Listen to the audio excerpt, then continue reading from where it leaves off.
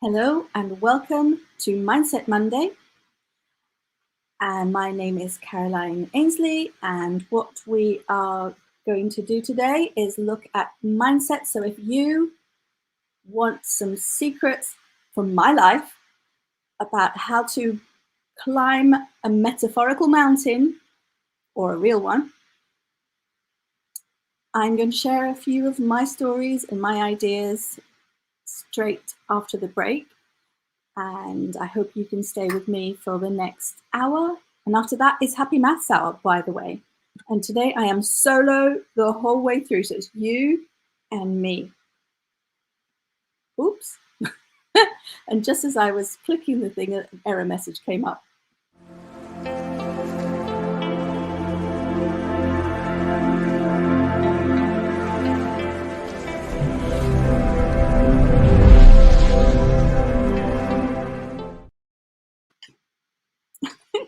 Now we've found, which one did I like? I liked this one. I think I liked this one.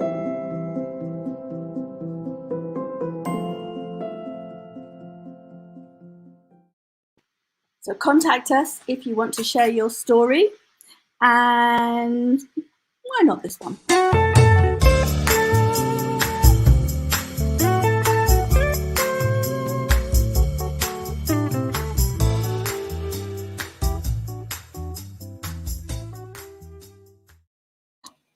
Happy New Year. That was, didn't notice the seasonal message on there.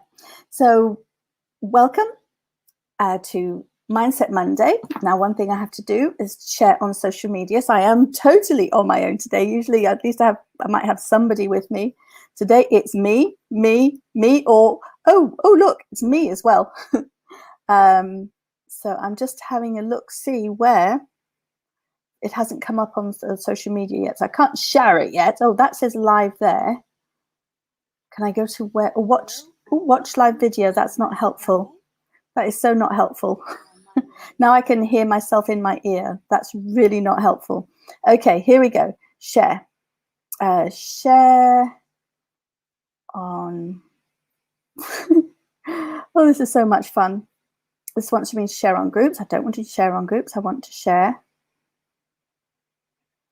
Okay, I can do that. I'm sharing it on my profile, and I also want to share it on the Bubbly Maths group. Now, if you're not on the Bubbly, no, I don't need to share it on the Bubbly Maths group, not this one. That's for Happy Maths Hour. We're good. So my name is Caroline Ainslie, and I'm the host of this Mindset Monday show every Monday since last November. It's been an interesting journey through lockdown. I'm certainly learning a lot. So it's all about mindset. It's about growth mindset.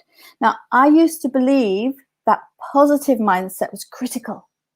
It's like, oh yes, no, wait, go back a further step. It had to be, I'd had no thoughts about mindset at all for many, many years. But I did want to be happy. And then when I started learning about mindset, I was thinking, positive, you have to be positive, must be positive. And then actually, it wasn't that long ago that I realized that that's actually can be really a really bad thing, because if you're not feeling positive, you can feel like a failure if you're not feeling positive, and it can actually lead you in a downward spiral. Oh, look, I've got a spiral here ready for one of our Happy Maths shows. Got a spiral. We're going to make bubble spirals. Well, we would if the camera weren't plugged into it and it weren't tied up in the camera. I definitely need a technician. I need a studio with a technician to help me. Here it is. I don't know if you can see it. Anyway, there it is. Oh, it's sitting there now. It's poised. So so wanting to be always positive is not realistic. So what? And it was how many years ago? It's actually my sister that first mentioned it to me, that you don't. For example, this was where this whole thing, this realization came to me, but I didn't know what to do with it when she first said it. She said, you don't praise a child for being clever. You praise a child for effort. And I'm like, and I think this was even before I became a grandma. But even, I mean, my instinct is to be a grandma, and your grandma says, oh, you've done so well. You're, this, you're that, you're amazing. This grew on me, and then I was introduced to someone called Carol Dweck, and she wrote a book called Mindset. And in her book, her research, she's a proper researcher, academic psychologist at Stanford University. So what she does has a lot of weight behind it. And let me see, we've got a comment here. Oh, hi, Aminul. It's good to see you. And now what I realize is I still haven't managed to share it on my now sharing as myself. If I'm sharing as myself, I might be able to share in a group or not. Oh dear. Oh no, I didn't want to share it in the group. That's right, but I do want to know how to share it in the group. So Carol Dweck, there it is. I may as well put it in. Why not put it in the group? Here we go. Making maths fun for kids of all ages. If you want to join a group that is about making maths fun using a growth mindset, and there's new activities to do every year, and the idea is that maths is achievable by everybody. And there's an activity in there that's what we call low entry, high ceiling, so anybody can get in there and do something with it, just have a conversation, and you can take it further if you want to. So Carol Dweck introduced the concept of growth mindset. The book is called Mindset, but what she has discovered over the years is that it's not about positive mindset. It's really the difference between what she calls a fixed mindset, or doesn't move, or a growth mindset. I suppose a fixed mindset would be like this, and a growth mindset is always growing. And the journey through having a growth mindset is not easy. It's not always positive by a long shot. Because having a growth mindset, it means that you are willing to take risks, you're willing to make mistakes, and hey, when you make mistakes, you can make some doozies, as the Americans say. If you make a doozy of a mistake, then you can actually, there can be consequences, you can feel bad, things can go terribly wrong. But if you don't make mistakes, in other words, if you don't change, you don't want to grow, don't want to have a go at new things, then you're just stuck there. And there's no, that you can't, solid, look at that. I hadn't done this before. It's solid. You can't see through it. I can't see you.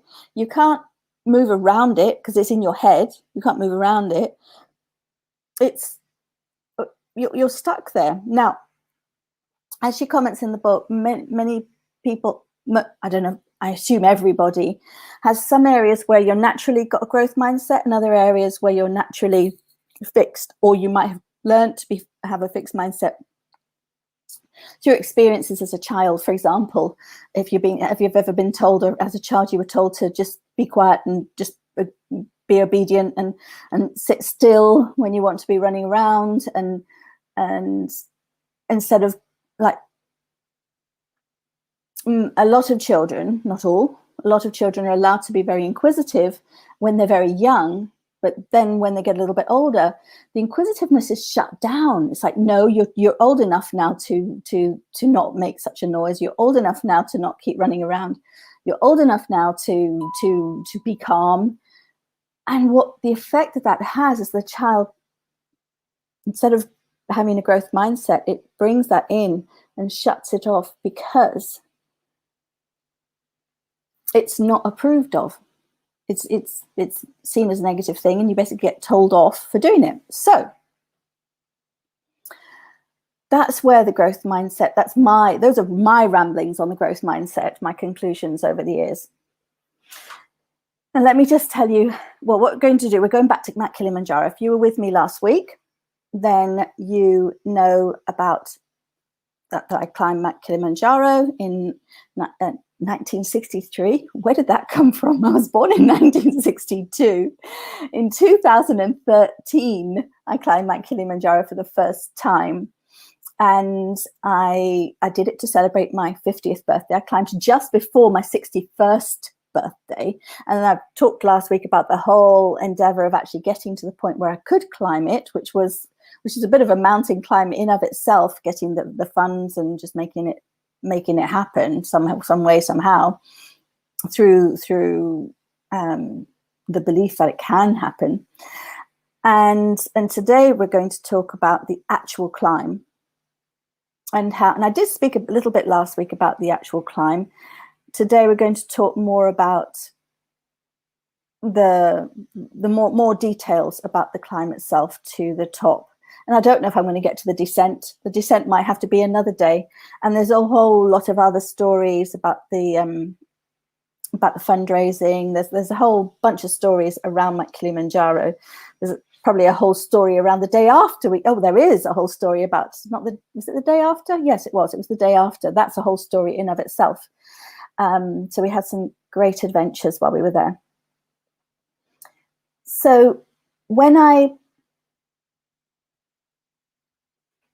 just to recap on me and why I'm doing this and why I do what I do. I was from England. I was raised in Spain. So I had an advantage that a lot of people that listen to this program will have, which is having two languages. Doesn't matter what those two languages are. Having two languages is a huge advantage. So know that. Just know that anyone who has two languages in their head, according to the psychologists, you have an ability to expand and learn. There's something about at least two. If you have more than two, great. I have several, but I'm only fluent in two.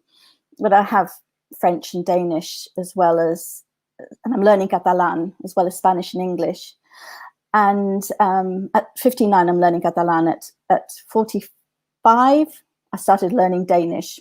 So I actually believed at 45 I couldn't do it. And it took me, and I did have that belief. And guess what? It stopped me from learning it. But I finally did learn reasonable Danish. I can communicate. I can't have a natural conversation, but I can communicate in Danish. So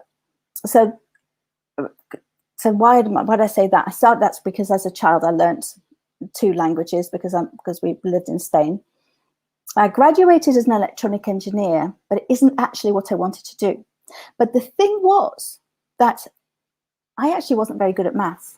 And people assume because I do maths, that's my thing. I make maths fun. I call myself a maths crusader because I have a life mission. My life's mission is that every child on earth will love learning and enjoy mathematics. That's every child. And actually, we've all got an inner child, so it's everyone on earth. And in order for the children to enjoy it, the adults have to be enjoying it, that live with them and teach them, because it doesn't work any other way. So as an electronic engineer, I wasn't actually good at maths at school. And still to this day, I struggle. Oh my goodness. I am constantly working on developing a better memory. If you can read through the lines on that, I'll learn something one day and the next day it's gone. And I'll wake up in the morning with a complete blank slate and I have to go back and recreate everything, and then some of it doesn't come back. And that's interesting. It's an interesting experience every day of my life. And so I managed to get a degree in electronic engineering despite struggling with maths. And interestingly enough, I didn't struggle with other subjects so much. I might have found them boring, but I didn't struggle with them so much. But maths, oh my goodness, yes, I struggle with maths. And why did I manage to get my O levels, my A levels, a degree in electronic engineering, these were all with maths, by the way. Why did I do that? How did that happen? And I never thought about it. I just knew that I enjoyed maths. People would say, what's your favorite subject? I'm like, maths is my favorite subject. It always was, even though I was really bad at it. So when I was at the age of 42, I heard I kept hearing on the radio and the news, or newspapers, that children in schools were struggling with maths. Why am I talking about this with Mindset Monday? It'll come clear to you in a minute. This is my story, basically. This is why I'm doing what I'm doing. And I realized that it just hit me. It was an epiphany. I had to do something about it. I had to do something about the fact that kids were leaving school feeling like failures. I interviewed a few grown-ups about it. I went to the library, spoke to people there that were doing numeracy, and they felt like a failure. And ever since then, I get it constantly. If only I'd had you or known you when I was a child, my life might be different. And feeling like a failure in maths is life. Life limiting isn't the right word. That means your life is shorter. It detracts from the enjoyment in life, or your belief that you're clever, your belief in yourself for a lot of people. So I want to do something about that. And so I just quit. Oh, and I've worked out that the reason why I was successful at maths, even though I wasn't good at it, was because I enjoyed it. So after deciding, yes, I want to do something about this, I had the second epiphany, which was, let's get the kids to enjoy the maths. So I would basically started as a clown, which you'll see on Mount Kilimanjaro. And because it was the clown that climbed Mount Kilimanjaro, not me. And so I decided, if I make maths fun, I'll attract children to the fun, and then we do maths and help them. So that was a whole journey, and that's a separate story, how that evolved to what we're doing today. But the point is that that's why I'm where I am, and learning about growth mindset and learning about mindset is part of the journey. So I decided, when I was given this opportunity to have a radio program, I thought, well, let's talk about the mindset as well as the maths, because the mindset is it's more important than the maths, because the maths is important, but if you have the right mindset, then you'll do fine in school, basically, if you've got the right mindset, if you've got a growth mindset for mathematics. So we're going to have a break. And after the break, we are going to start climbing Mount Kilimanjaro. And we're going to be talking about the growth mindset. So I'm going to do what I do every week. I'm going to pull out little comments, and then I have my top 10 at the end. We summarize what my top 10 were at the end. So see you after the break with what I learned by climbing Mount Kilimanjaro.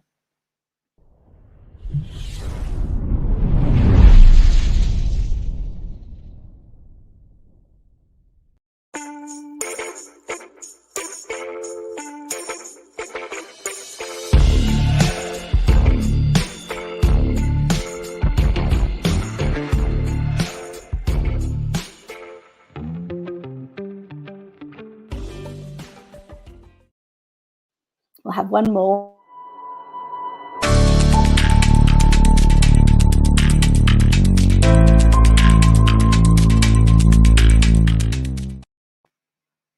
And finally,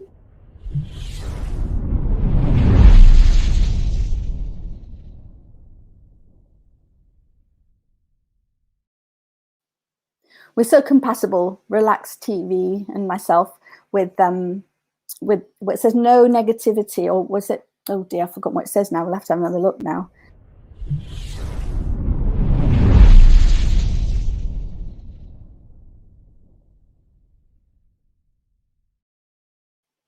Without negativity.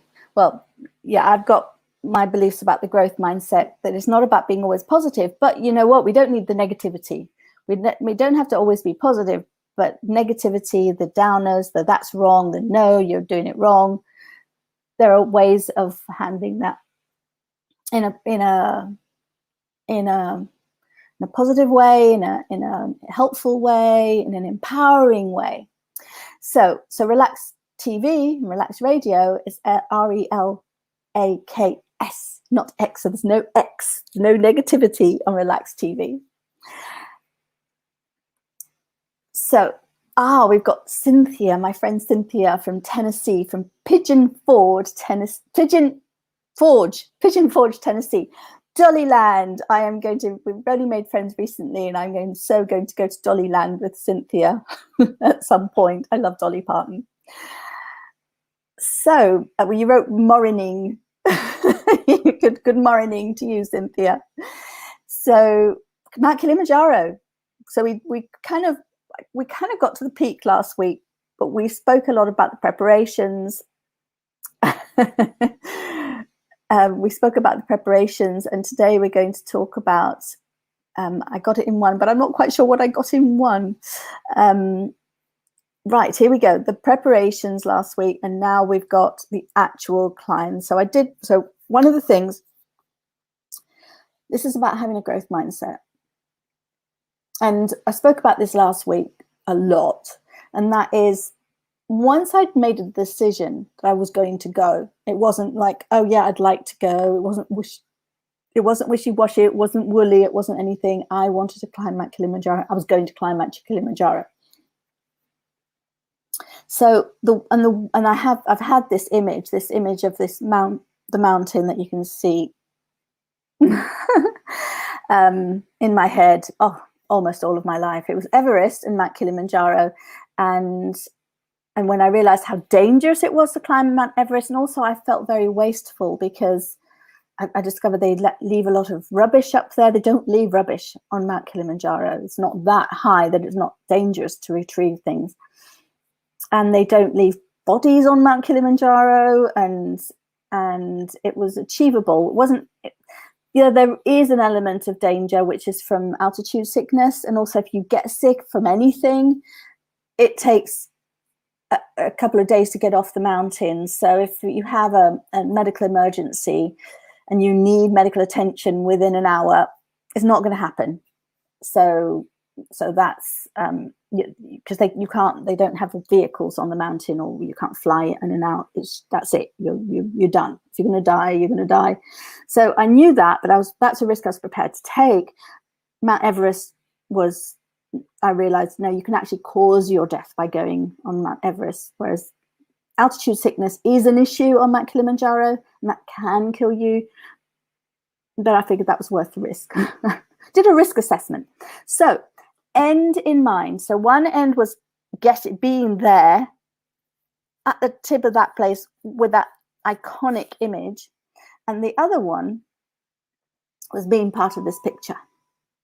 So I was starting with the end in mind. Now we had an expedition of 13 of us. So it's 2, 4, 6, 7 of us actually made it to the Uhuru Peak, whereas quite a few made it to the rim. At least another 3 made it to the rim.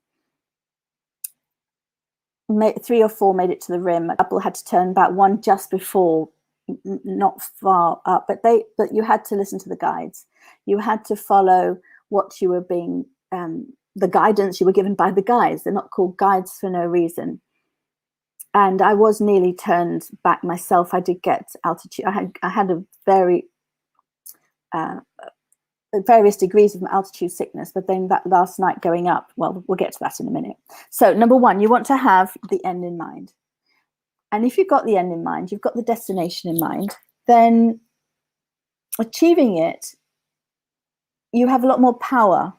And if you have more power, more momentum, and if you've got more momentum, that helps you with the growth mindset. You're looking for ways to achieve it rather than reasons why you can't, because you've got it in mind and you want to be there. You really want to be there. And that's really important. The desire to achieve it, I'm going to write that down, desire to achieve it. That desire must be strong, a bit like the force. Must be strong. And these ideas come out of me just as I'm speaking. And so that is key to growth mindset. Having that strong desire to achieve whatever it is you want to achieve, whether it's knitting a jumper, whether it's learning to swim, whether it's learning to cook a particular dish or a particular thing, like for me it was souffle. Me and my mum, we never succeeded in cooking a souffle. We didn't have that strong a desire, I have to say. If we'd had a strong desire, we would have succeeded. But there were things, meringue, that was the thing she and I, we for years and years and years, I'd forgotten about that. We did succeed. I did finally succeed in making meringue. I never gave up until I succeeded. And the key was having a mixer. electric mixer, and also the right amount of sugar at the right time, all of that. But I kept going back and back and back and looping back and forth until finally I managed it. Let's see what we've got in the comments. Oh, your fingers. Okay, so Cynthia's fingers aren't awake yet. Cynthia's in Tennessee, and it's, well, it's not that early. It's not early at all. It's only 11 o'clock. 11:30 in the morning. So we've been playing Pokemon Go, but don't tell anyone. See, we learned something new. To more, I think I'm older than Cynthia, but it's still, as mums and grandmas, we've learned something new, which is quite interesting. So have the end in mind. Be determined. It's not a matter of not giving up. It's if you've got a strong enough pull. If you've got a strong enough pull, I know what time it is in Tennessee. Cynthia says I caught her out. I know what time it is. I've got a global clock going on up here. I know what time it is in Bangladesh-ish. I know what time it is in the Philippines. Random Perth, Melbourne. Oh my goodness, Cynthia's older than me. Oh right. Well, you don't look older than me. Only a little bit older than me. So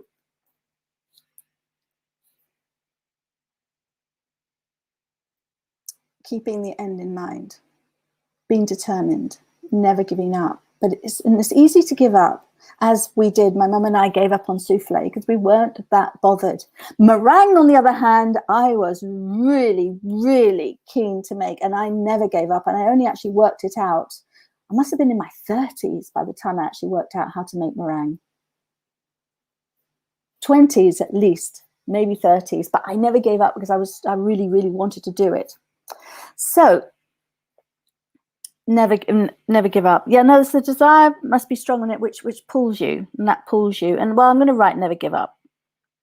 Now, Mount Kilimanjaro. Let's have the story of Mount Kilimanjaro. Here we go. So, and another key thing is the team. You might want to have the right people around you. Marla was my the one on the woman, the shorter person there, was my partner, which is my tent mate, my roommate, and I've known Marla for a few years at that point, and she's amazing. She's a personal development guru. She was a great companion, and we kept each other going. So that's another thing. Never give up, and choose your team. Choose the people around you. So if you have someone who's always complaining, who's always criticizing other people, even if they're not criticizing you, if they're criticizing other people, then that can pull you down. So you want to have people around you that always help you reframe. And then there's Ibrahim Mashaka, which is, oh crap, I don't remember his name's not coming to me now. I don't know if I go there, I want to get his Ibrahim. I call him Ibrahim. His name isn't coming to me. I did tell you that I'm not quite sure how to phrase my interesting experience with memory, but you can see from here that it is Mashaka. It's Ibrahim Mashaka, and he is our guide, and he will be taking. He was the deputy head guide for the climb in 2013. That he's taking us up. He's the lead guide for the one we're going up in 2023. And now I've got to find you again. Here we go. Hello. So choose the right team. So, and also take what you're doing seriously. I don't know. I never called that mountain Kili. Other people called it Kili. I always called it Mount Kilimanjaro. I don't feel that the mountain that is capable of killing you should actually be given a pet name. So Mount Kilimanjaro, and that was on the way there. That was the drive. That was when I woke up in the morning. I wanted to have, because you can't see it, by the way. You cannot see that mountain during the day. You see those clouds to the right. That the peak is almost always covered. It's actually, I don't know. This is the Kenya view. This is the view from Kenya, and I don't know what that's like. But from Tanzania, you can very rarely see the peak. That's not a common view, not from Tanzania. So I had to be up super early in the morning. I was told that was the time to see it. So this is on the drive there. We were driving there again early in the morning, more of the drive there. Oh, that was once that's it. That wasn't the drive. We were already starting the walk. And there it was. You could see it in the distance. So this was a clear day. This is great. Actually, I just realized how great that was. So I took this picture on the way up. So what did we have prepared before that? Well, this was me on day one, on the evening of day one when we got into camp. So I was doing a clownathon as part of the fundraiser. Here you go. Hello. I was doing a clownathon, as in I was staying in clown. I am, I suppose, I don't know. I don't perform anymore, but at the time I was doing everything with the clown. I was doing a maths clown in schools. So now we're maths entertainers. We don't go in as clowns. We've got a fun outfit, but there's no makeup or anything like that involved. At the time, it was the clown, and that was how we were making the maths fun. So we still make the maths fun. We just don't do it with the clown. Anyway, part of the charity fundraiser was I was doing the clownathon, and people were sponsoring me to stay in clown throughout the climb, and then I decided to continue it for another 3 months after I came down from the mountain. So I stayed in clown from end of December to end of April, and that included flights, that included going through airports, passport control, the whole shebang, and that's a whole nother story. And that was interesting experience. And by the way, I never had to take my face off going through. So climbing up the mountain. So at the beginning, this is some of the team that we were with. So we were able to bond with the team we were going up with before actually starting the climb. I think that was important. What we were told, we had a lot of meetings before we ever met, even if it was, how did we meet up? I don't know how it happened. I don't actually remember. I remember the very first time I met the couple of the people I went up with. Maybe it was all emails, because now, of course, it would be Zoom, but we didn't have Zoom then, so I don't know. But bonding with these people was important. And then the other thing was,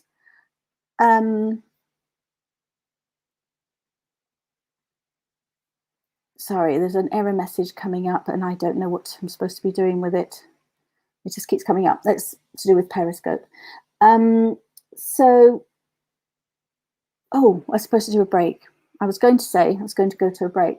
So bonding with the people that you're working with, that's really important, connecting. And so that's going back to the support network. But this is a group of people that I didn't know, apart from I did choose.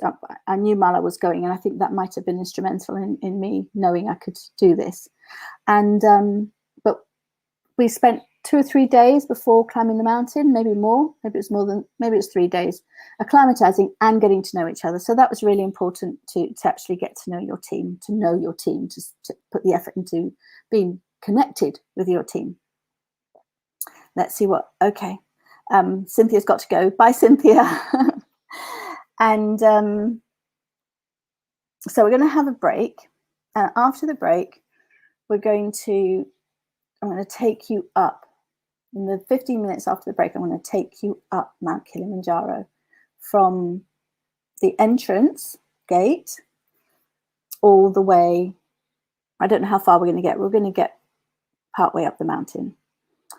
And I'm going to tell you a little story. It's a sad story, but I'm going to tell you a little story as well. There's a little side story in there.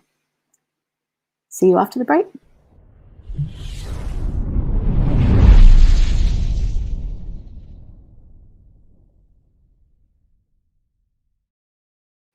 I think this one's for house owners.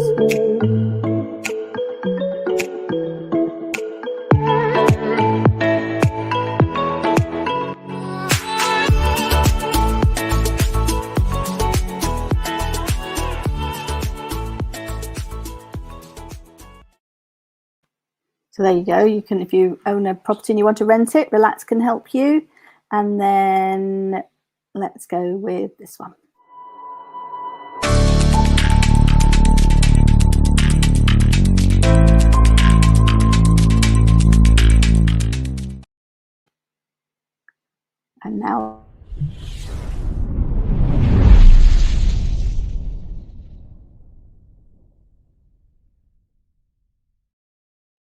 I quite like that.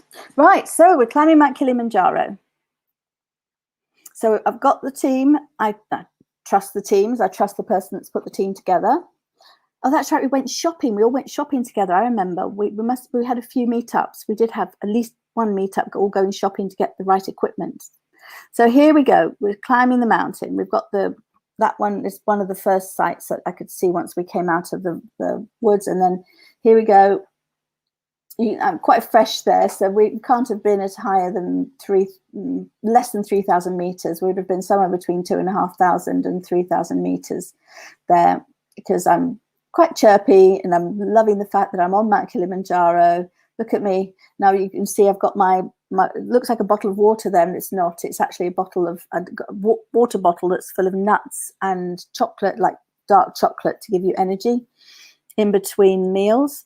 And I've got my altimeter connected to my costume, and I've got my costume on outside. Oh, this was day 2, yeah, because the first day I wore the summer clown outfit, and then I put this one on the following day, and I have layers on underneath that, so it was cold. It was cold, even though it doesn't look it there because it's sunny. And here we are with, now that is the alternative peak. There's 2 peaks. There's 2, well, that's actually 3 peaks on Mount Kilimanjaro. The big crater's the one that you climb, the Uhuru Peak, and that's one that we actually went part the way up as part of our acclimatization there. So this was definitely on the way up, and so we're all quite happy. One person did get a little bit hurt at the beginning. All he did was scrape his knee. That's all he did. Is he scraped his knee, and we were we weren't concerned at all. It was cleaned, but that night it had got infected, and he was limping, and he wasn't doing. We were a bit concerned that it was getting worse, not better. And then we'll tell you more about that in a minute. By the time we got here, which looks a bit bad, let me actually go back. Let me go back to this one here, because what we did is we climbed up towards Uhuru Peak, and then you can see between Uhuru Peak and this peak is like a big valley.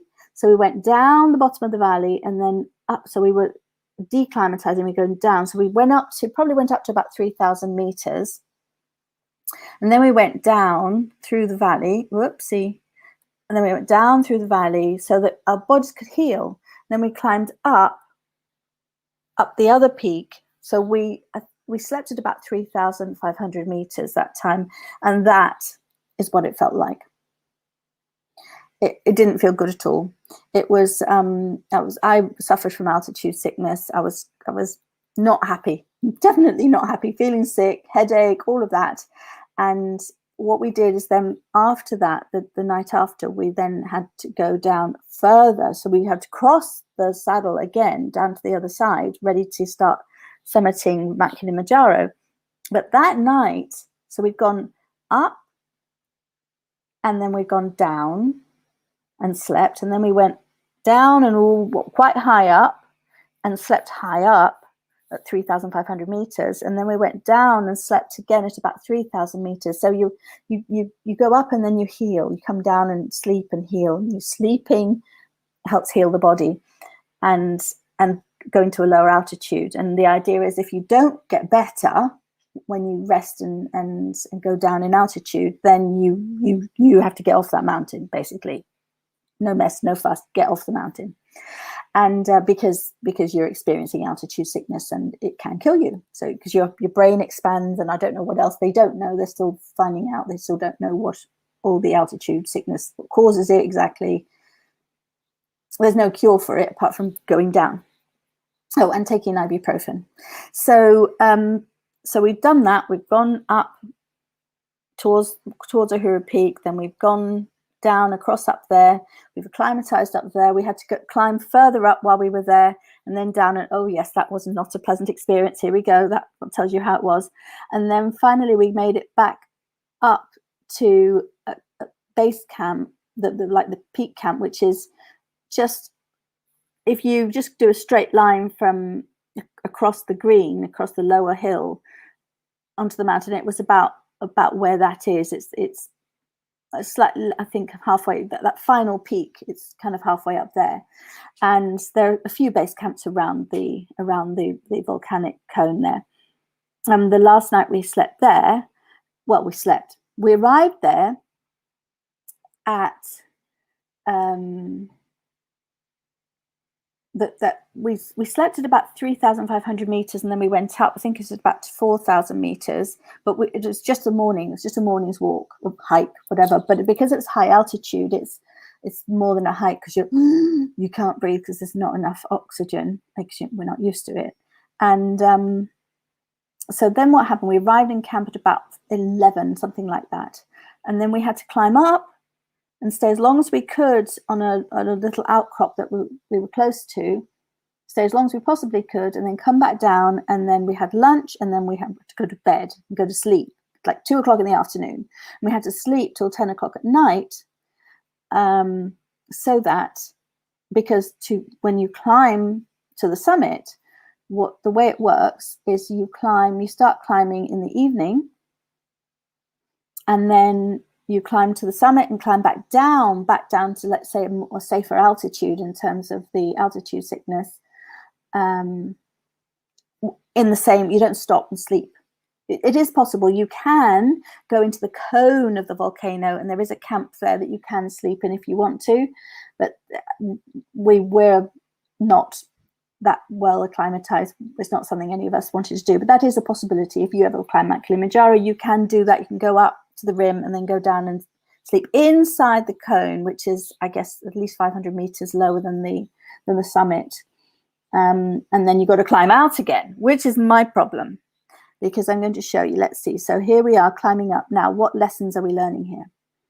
What lessons have we learned? First of all, feeling sick isn't the end of the world. And then sleeping. Sleeping is important. I didn't finish writing that. Choose your team, and then connect with your team. Stay connected with your team. And whoever that team is, could be your family, it could be, but you want to make sure that they are not people that pull you down. Choose your team that keep you, because there's a difference between negativity and positivity. Oh dear, get rid of this picture. You don't want someone who's always positive, but you want someone who isn't negative. So not negative. I'm going to say not negative. Sometimes you have to distance yourself from people that always say negative things. And so connect with your team. That's my comments. I didn't write it down. So number 6 is rest. Super important. Rest and recovery. Rest and sleep. Now, why is it important on the mountain and not important in real life? It is important in real life, not on the mountain. And that is a big lesson that you learn. You literally heal while you sleep. And that's well known to mountaineers, that you can have altitude sickness, you climb up, then you climb down, you sleep, your body heals while you sleep. So it is actually really important. And if you're in good health, then you'll be in better health when you wake up. I don't know. So there was something that I was thinking about saying, and I didn't write it down, and I don't know what it was. Sorry. So we started climbing. Oh, yes, the pole pole. I promised you last week I would talk about pole pole. They talk about pole pole before you ever even go up the mountain. Oh, and they also teach you a song. At least our guides did. And it goes something like this. Jambo, jambo buana, habari gani, nzuri sana, maweni, ngare mishwa, Kilimanjaro, hakuna matata. I don't think I got it exactly right, but it's Swahili. And then you introduce, and everybody can introduce some words. So you can say the chorus changes, and other people say, oh, I want to say this, and so everyone sings it. And the reason why that is so powerful is that when you're climbing up this mountain, song, I was advised to wear ear thingy-me-jimmy-gimmies and play music that was going to keep my energy up. But I never wanted to do that. What I wanted to do was I figured, I didn't know, but I have been exposed enough to Africans, I guess, that I know the song's very important. So I just wanted to be there. I wanted to be in the moment. I felt that if I had something plugged into my ear, I wouldn't be in the moment. So actually, let me write that. I like that, being in the moment. And I did that. I didn't listen to anything while I was climbing the mountain. What I did do was discover this amazing music that the people, the guides and the porters, they just had the songs that they sing, and they wanted to learn our songs as well, which is lovely. So I taught them we'll be coming around the mountain when she comes. I can't remember if we taught them anything else, but we certainly taught them that. So this is actually relevant now. So that music was really important to me. When you start into flags, you'd start, little story. This is a lovely little story.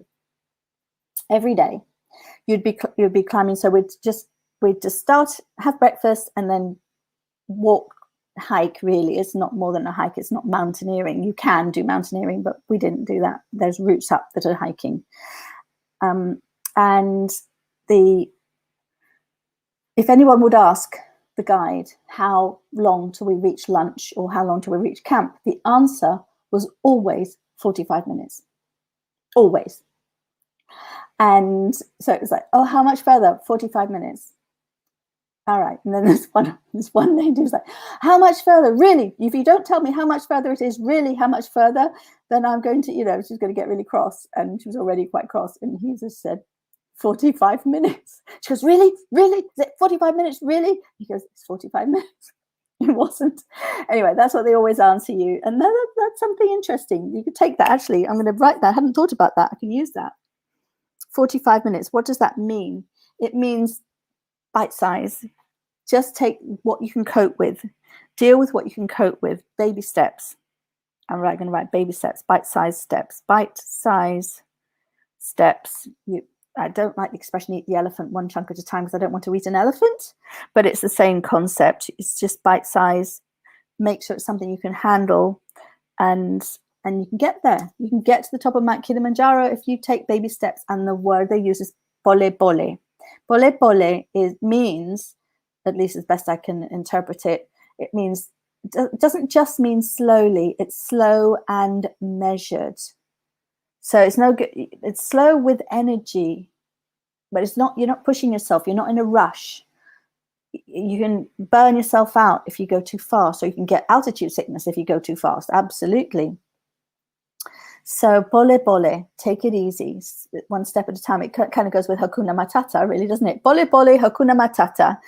Just slowly but surely, and take it easy, and no worries. And so we did this all the way up, and then we're going to do the final ascent to the top of the mountain after the break. Says she optimistically. Here we go.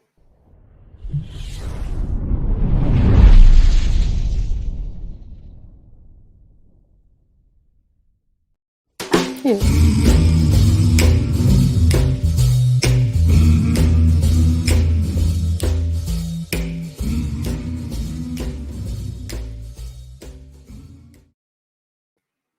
You want to become a radio broadcaster? Contact Relax Radio. Just to let you know, you do start as an intern. And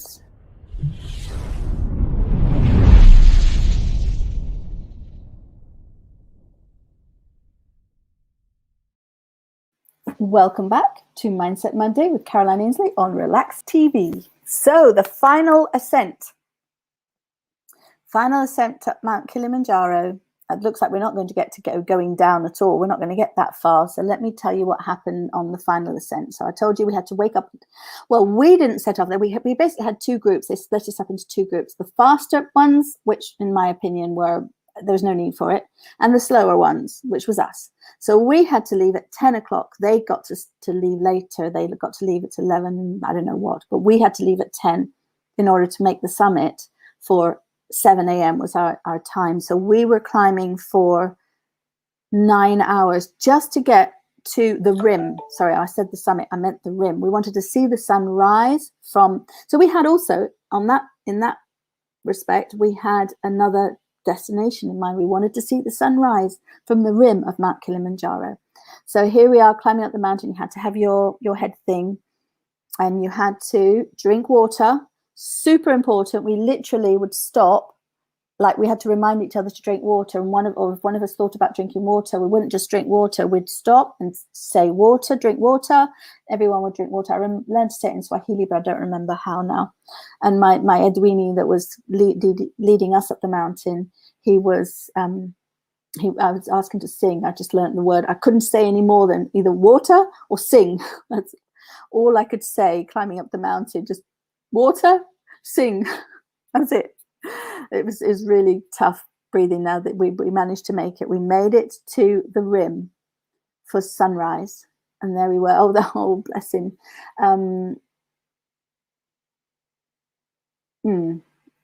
His name's not coming to me, and that's bad. I must remember his name. Look, can you see he's wearing the yellow rucksack? That yellow rucksack was my rucksack. He took it off my back and he carried it for me. And you can see how he's got hold of my hand. He's got a hold of my hand, and he's not dragging me up, but he's giving me the energy to get up. You can see I'm not a happy bear there. But 7 a.m. and finally we make it. So I'm looking up at the sign there. That's me looking up at that sign. We're at 5,681 meters. That was an achievement, and that's at the rim. But we still had to get to the top. So we were on the rim there, but we still had to get to the summit, which was another 2-hour schlep up the mountain. So here we go. We've got there's not coming to me. I'm going to find out. I'll look at my notes and find out. I'm so sorry. But this is me. Once we got to the rim, we started moving along. That's how tired I was. But it wasn't just tiredness, because I can climb a mountain. That was not a problem. It was the mountain sickness. So you can see I'm literally standing up, leaning on my poles one way, leaning on the mountain the other way, and having my eyes closed, and I'm looking at that asleep. That is me asleep. Almost standing up, propped up by the mountain. And that there's another one here actually. This was the way. That wasn't actually quite the way to the toilet, but when we got to the rim, it was quite funny, because when we got to the rim, we said, well, where's the toilet? Where was it? This one here. Where's the toilet? And they just pointed, well, men go that way, and women go that way. And we had to literally kind of climb across the precipice almost to get to the ladies, so that we had a bit of privacy. And this was halfway up. Now, this was even before the night before, when we were still in the dark, climbing up, not tired, but not too bad. I was still thinking to myself, every step I'm taking up, I'm going to have to take that step back down again. I literally thought to myself, you are crazy. You should just turn around and go back. But of course, I was so determined to achieve it, even though it's really tough. I was determined to achieve it. So kept on going, but look, I needed a bit of moral support. And this was Ibrahim Mashaka. And I was tired. He had his back to the summit. Did he? Yeah, I think those people, I don't know which way. No, I wasn't looking backwards. I was looking forwards. You can see people going backwards. They've already been to the summit and they're heading back down again. And he had his forehead on my forehead, literally forehead to forehead, saying, super strong, super positive. And that was his mantra all the way up.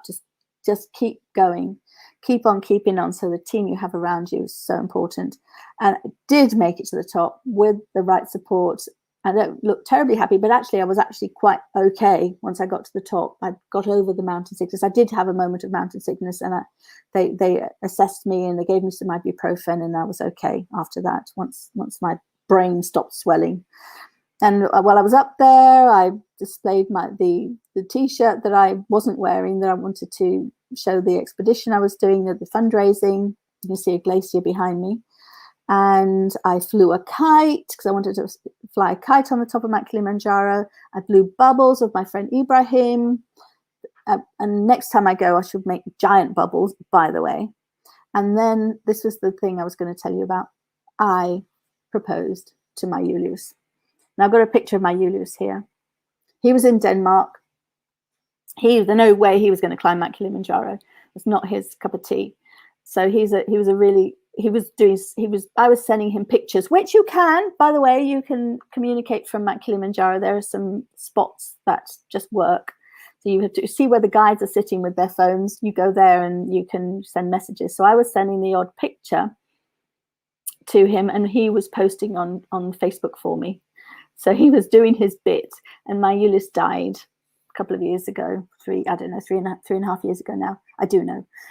But yeah, I proposed to him when I was at the top of Mount Kilimanjaro. So, and what did he say, by the way? He said, not yet. We said we'd wait another 10 years or so, and then he died. So that was that. But so that was just climbing Mount Kilimanjaro. That was, I can't see who it is. I don't want to say a name because I can't actually see who that is. But then we had to climb down. Oh, here's me and my Ulysses. There we go. There's me and my lovely Ulysses. So we had to then climb down. No, that's not what I want to do. So as I said, every step we took up, we had to take down. We had to go down, straight down the scree, and it was no fun. Let me tell you, it was no fun at all going down that scree. But there it was. We had to do it. And you know what? I'm going to do that, resting, having some water. That's good. And I'll just assume this is the home stretch through a tropical rainforest, if you don't mind. It was wonderful. And then this was the final exit. There's my Edwini. There's my Edwini. He basically took pictures for me the whole time, because I worked out before I started that I needed someone to take pictures for me because I wasn't going to be in a fit state. So he's got some wonderful pictures, which will be in the book, in the blog, when it comes out eventually. And so what have we learned from today? That's part of my adventure up and down Mount Kilimanjaro. So I've only got 8 points, so let's do them. We've only got 3 minutes and 8 points. Bite size, baby steps, really important. Bite off more than you can chew, you're not going to achieve it, you're going to feel down. That growth mindset requires baby steps. Atomic habits. Be in the moment. Being in the moment is you're not distracted, and you're open to ideas, you're open to growth if you're in the moment. If you're focused on one thing or you're distracted, then the ideas, the inspiration might not arrive. Rest and recovery, sleep is really important. You really learn that when you climb in a mountain like that, especially high altitude. It's enough, if you're just hiking and you're doing long hikes, it's enough, or doing long days work, it's enough to know that by resting and sleeping, you recover. When you're climbing a mountain, your life might depend on it. So rest and recovery is really important. Connect with your team. Well, that's kind of 2 in 1. Choose a good team. Choose a team that isn't going to pull you down. Now, you might have moments. Growth mindset doesn't mean always be positive, but it's not going to be someone who's going to cause you to be down or be constantly saying negative things about you or others. It doesn't have to be about you. Never give up. Once you've made your decision, well, I say never give up. Once you've made a decision, there are times when you're like, oh, okay, you know what? I'm actually going the wrong way here. Let's do this other thing. And that's okay. But it's not giving up because you weren't determined enough or that you didn't do enough. It's following your heart and not giving up on your dreams. The desire must be strong. The force must be strong in you. I was determined. I was bound and determined to make it up Mount Kilimanjaro, just as I was bound and determined to make my meringue. That is a driver. It's a very strong driver, and it allows you to, being in the moment, it allows you to have ideas, to find ways. Just a way for me to get there, to pay for being there was a challenge in of itself. And then the determination to actually make it to the summit. I was one of 7 of 13 that made it to the summit. And everyone said I wouldn't because I was inclined. Mountaineers said, there's no way you can make it up in that. They were saying, that'll be off. Day 2, that'll come off. Nope. By them telling me that, I was maybe more determined. And yeah, have the end in mind. Have the objective in mind. If you don't know what you want, they do say, the best advice I've ever heard, Simon Sinek, I think it was, said it, is if you don't know what to do, do something. Do something. take a step. And then if you take that step, then you can adjust your path. But if you stand still and do nothing, then you're not going to get there. Thank you very much. This has been Mindset Monday. See you next Monday, 4 o'clock London time. That's UK time. And don't know what we're going to have next week. Hopefully a guest. That'd be great. See you next week. Thank you.